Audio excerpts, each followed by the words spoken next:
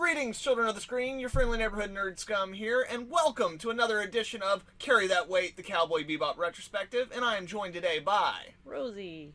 Right on, guys, and today we're going to be taking a look at Session 14, Bohemian Rhapsody. Yeah. Okay, showtime.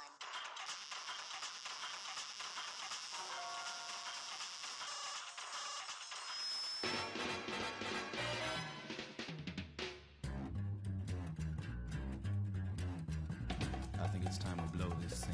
Get everybody in the stuff together. Okay, 3, 2, 1, let's jam.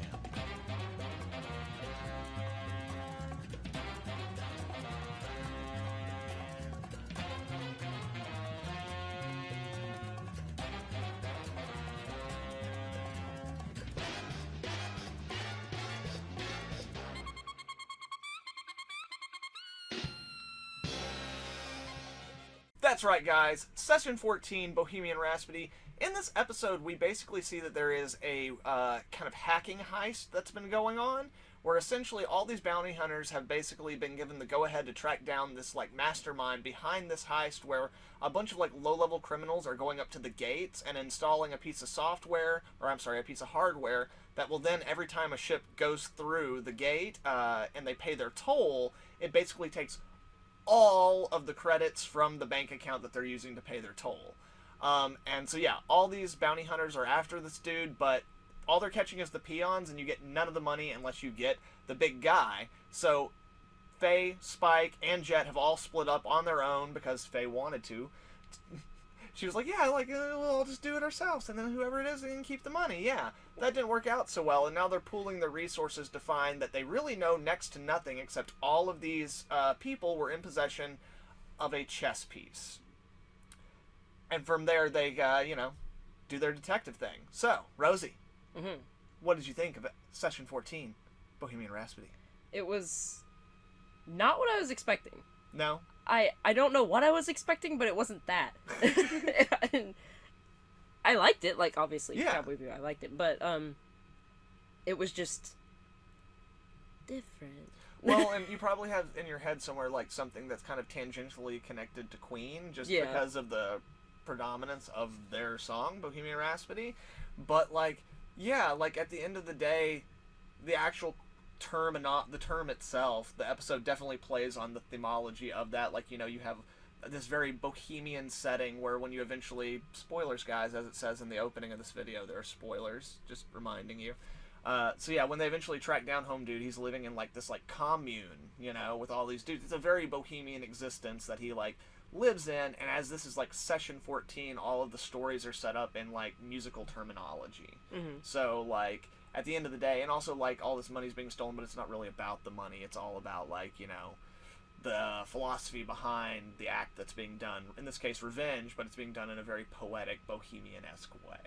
So yeah, I definitely get the connection to Queen's Bohemian Rhapsody. But in terms of the term Bohemian Rhapsody, or what that's supposed to project, or kind of exude, this episode definitely it definitely pays off. Yeah.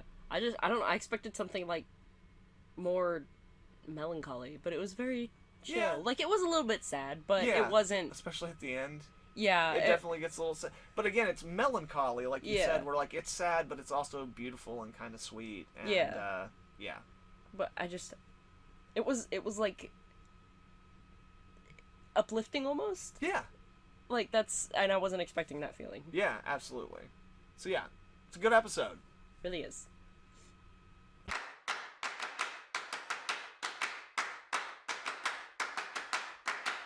Right on. So we both liked this episode. What was your favorite thing out of this particular episode?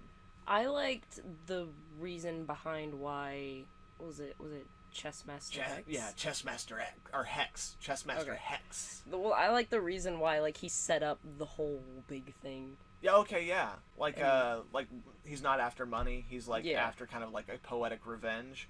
And then he ends up not even remembering. Absolutely. The thing that mattered so much to him to put this masterful plan into execution, he doesn't even remember it anymore. But yeah, Basically, the idea being that, like, he was, like, the guy who programmed the original coding for all the gates, for, like, how they would work for all the hypergate systems. And when they were about to launch them, Home Dude was like, these are not ready. Like, there are going to be problems. There are, like, it's not done yet. And they basically just fired him and then made the gates anyway and moved on about their business, which is whenever he basically came to the conclusion that he was going to set up this scam to, like, hit the company hard whenever the next update to the gate system would come, but he had to wait for that, and it was 50 years away. So in that time, he got old and got senile and got to the point where, like, he didn't care about any of that bullshit anymore. All he cared about was, like, finding a good chess partner. And what's really interesting about that, on top of, like, you know, the levels of, like, him forgetting and, like, you know, how meaningless is your revenge and how much does it really matter and how much does it really, like, something that's going to fulfill you. Beyond that, one of the things that's interesting, because we don't see it in this episode, but if you watch the show, it's laden throughout the show. He was right. Like, we hear of several different gate catastrophes that happened, like, in this series. Like, he's not wrong. Like, he was absolutely right that there was a problem with the gate system. Like, you know, the gate exploding on Earth, you know, like, that's why we have all the asteroids and all that kind of crap. And I can't actually remember. Actually, maybe, no, yeah, because the little boy who's, like, the demon, well, not the demon, but, like, it's kind of, they play with the sympathy for the devil idea. Like, the little boy who can't age and die. I don't believe that was on Earth, but I could be mistaken. Sorry, guys, I need to go back and check it out. But I believe those are two different gate incidents, where there was, like, a horrible tragedy that happened with the gates, and a catastrophe, they just, like, blew the fuck up or some shit. And, you know, obviously had disastrous consequences. So the dude's not wrong. You know, like... Very much right, in fact. He very much, like, despite the fact that, like, you know, his plan is, like, actually robbing, not... Because, you know, the plan is to hurt the company, but that's mostly because of all the bad press that they would get, and because it would draw attention to, like, why all this was happening and stuff like that. So there's also, like, the level of, like, his plan... He doesn't ever actually even achieve what he wanted, because, like, Jed and them decide to keep it quiet for the sake of him just being able to, you know, play his game. Yeah. So... Yeah, the intricacies of it and the different levels of, like, the very simple kind of, like, revenge scheme heist type thing, like, really unfolds in some really amazingly interesting ways that, like, once you start examining them, it's very multifaceted in terms of, like, what it says about, like, the series as a whole. So, yeah, very interesting, and I definitely like that aspect to it quite a lot, yeah. As for me, my favorite thing in this particular episode... Okay, first off, I'm going to do two things. One of them is just real quick, because I don't have a lot to say about it. But I fucking love the Bebop Crew spacesuits. We never hardly ever see them. Like, I think they're only in, like, 2 or 3 episodes, maybe. But I love them. I'm not 100% sure why. I'm not going to dwell on it right now. I just want to say the designs are great. They both look specific to them, but also generic as fuck. So, but something about it's just fantastic, and the way they look in it, it's always drawn beautifully. But moving on, my actual favorite thing from the episode is actually the relationship between Ed and Chessmaster Hex. Like, the way we see that build, and then just, like, the game going on for, like, a frickin' week, and, like, seeing both of them be, like, joyful in it and stuff, and then also, like, see Ed just being like, oh my god. It's really great in terms of, like, showing, again, not just, like, the capabilities of Ed, but, like, it gives you more insight into, like, Ed's personality. You get to see that she's not just like that with the crew, like, that is just who Ed is with everyone. And, like, she loves the competition, and even when Home Dude's kicking her ass and she's frustrated, like, she's just like, ah! Like, it's just, everything about it's fantastic, and because of where we end up going with the old man... You know, it's nice to, like, take this character who clearly we get a backstory that's got, like, a lot of bad things. Not a lot of bad things. Like, he had a lot of promise, and a lot of that promise was lost because he tried to do the right thing. And clearly he's been, like, you know, living as, like, a freaking vagabond out in the middle of nowhere for a long time.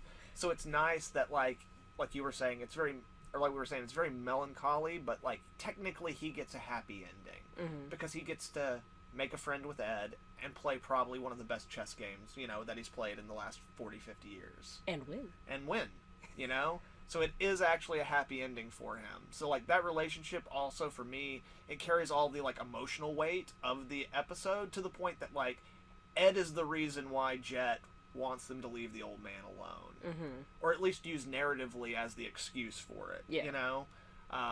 So yeah, it carries all the emotional weight of the episode, and without that relationship, getting to the point where Jet's like, just leave the old man alone, really wouldn't have the amount of weight that it has when that moment happens. Yeah. So that relationship is my favorite thing in this episode. It's very cute. It's beautiful. Ed gets to have a grandfather for one episode. Oh.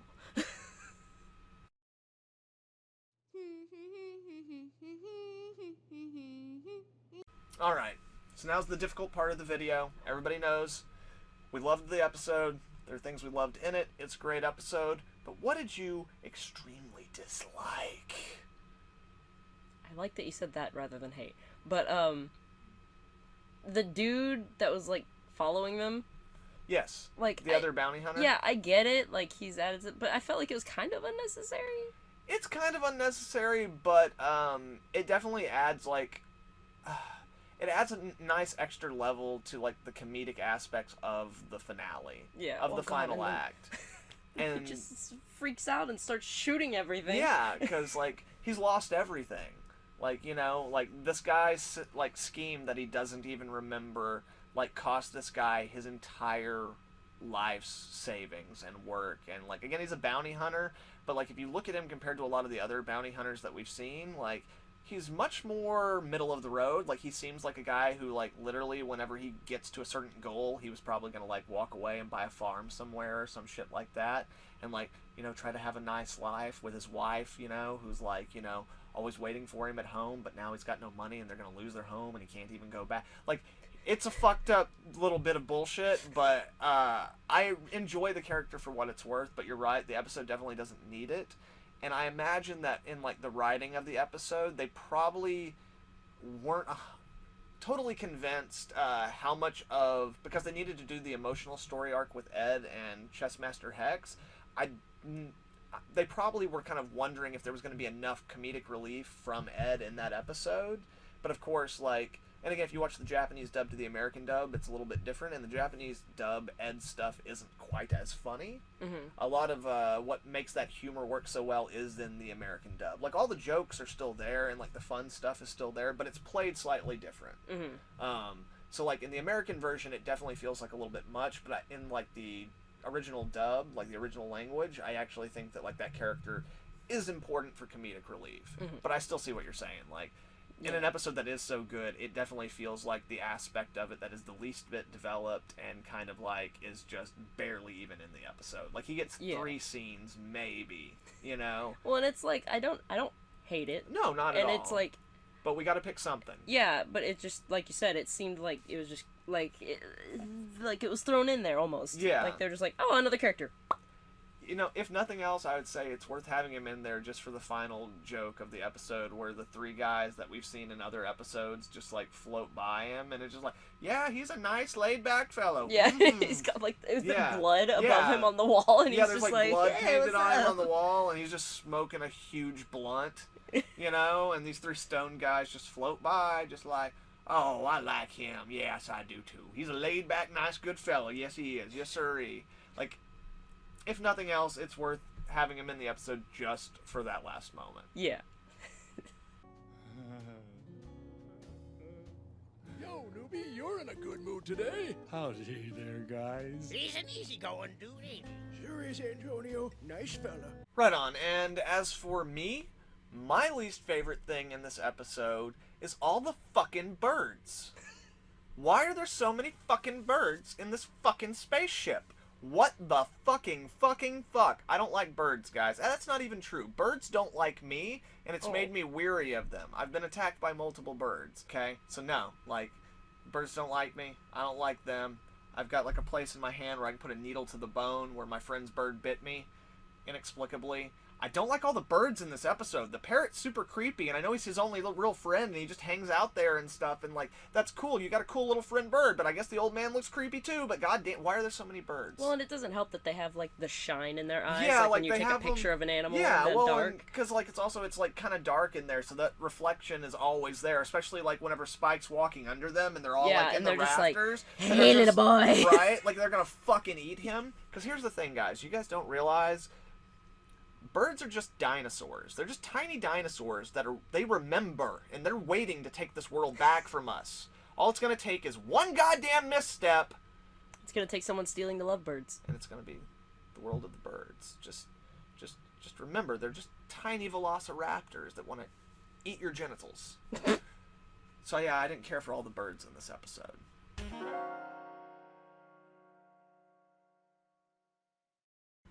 Right on, children of the screen, so there you have it. Despite a couple little nitpicks, which they definitely are, once again, we enjoyed this episode, yes? Mm-hmm, yes. Indeed, very much. So, despite the fact that we're not recommending the show anymore, because we're not doing that segment, because we're this far in the show, and if we're 14 episodes into the show, 14 sessions into the show, and we're still watching it and still doing these videos, then yes, we recommend it. Go watch Cowboy Bebop.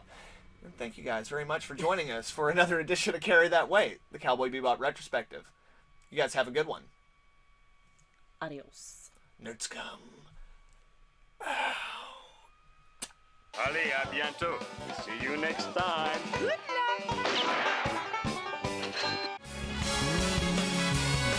The real fabulous 本当の悲しみが知りたいだけ泥の